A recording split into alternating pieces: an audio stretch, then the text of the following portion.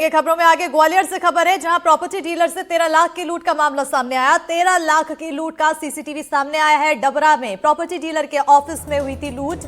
वहीं 5 हथियारबंद बदमाशों ने दिया था वारदात को अंजाम। तो बड़ी और अहम जानकारी, ग्वालियर से प्रॉपर्टी डीलर से 13 लाख की लूट का मामला आया सामने। 13 लाख की लूट का सीसीटीवी सामने आया है। डबरा में प्रॉपर्टी डीलर के ऑफिस में लूट हुई थी। 5 हथियारबंद बदमाशों ने दिया था वारदात को अंजाम। इस वक्त की बड़ी खबर ग्वालियर से तस्वीरें आपको दिखा रहे हैं, जहां पर 13 लाख की लूट का मामला। प्रॉपर्टी डीलर से 13 लाख रुपए लूटे गए। 13 लाख की लूट का सीसीटीवी भी सामने आया है, जिसमें आप तस्वीरें देख सकते हैं किस तरह से बदमाशों ने घेर कर ये लूट की वारदात को अंजाम दिया। 2 बाइक में सवार होकर आए थे। डबरा में प्रॉपर्टी डीलर के ऑफिस में लूट हुई थी। ज्यादा जानकारी के साथ हमारे साथ सहयोगी देव श्रीमाली जुड़ चुके हैं। सीधा रुख करेंगे सहयोगी की ओर। देव श्रीमाली, कहीं ना कहीं बदमाशों के हौसले इस कदर बुलंद होते नजर आ रहे हैं कि सीसीटीवी में भी उनकी वारदात कैद हुई है और उसके बाद भी कोई लगाम नहीं।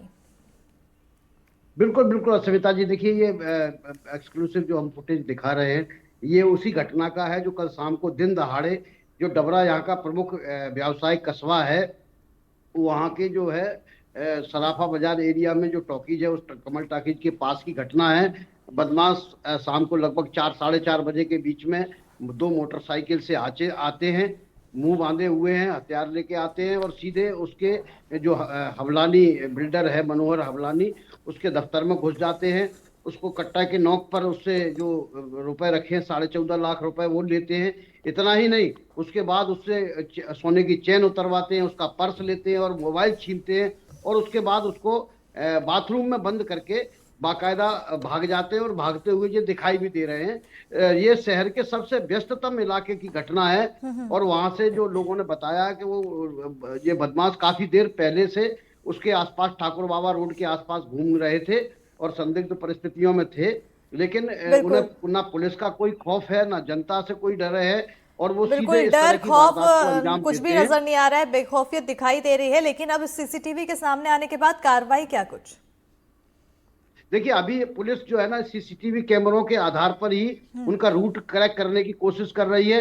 हालांकि अभी तक इनका जो हुलिया है उसके आधार पर कुछ सस्पेक्ट जरूर किए गए हैं, लेकिन अभी तक इनकी शिनाख्त नहीं हो सकी है कि ये बदमाश कौन है। पुलिस की लगभग 1 दर्जन टीमें आसपास के इलाकों में, चाहे दतिया जिला हो, ललितपुर का इलाका हो, शिवपुरी जिला हो, ग्वालियर हो, यहाँ आसपास उनका तलाश कर रही है। और मेन बात वही है कि रात भर पुलिस जो है ना सीसीटीवी फुटेज खंगालती रही है कि ये मोटरसाइकिलों से किस दिशा में आगे बढ़े हैं ताकि इन तक पहुंचा जा सके, लेकिन फिलहाल पुलिस के हाथ खाली है। बिल्कुल, बहुत शुक्रिया देव श्रीमाली जो तमाम जानकारी देने के लिए। तो कहीं ना कहीं सीसीटीवी सामने आने के बाद भी पुलिस के हाथ अब तक खाली हैं। आगे क्या कुछ कार्रवाई होगी उस पर नजर बनी रहेगी। खबर